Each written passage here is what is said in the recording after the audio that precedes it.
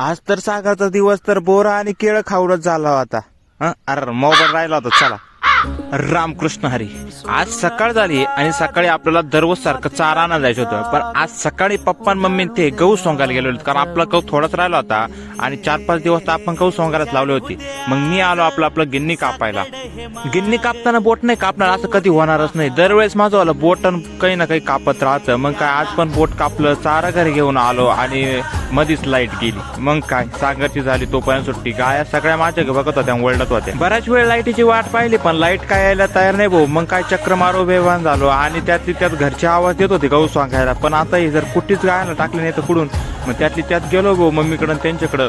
त्यात वावरात पाय टाकला ना घरच्या लगेच आवाज दिला की येताना पाणी घेऊन ये. मग काय पुन्हा तिथूनच रिटर्न आलो. मस्तपैकी एक पाण्याची बाटली बिटली भरवली. मला आता चला पटक्यान नाही का.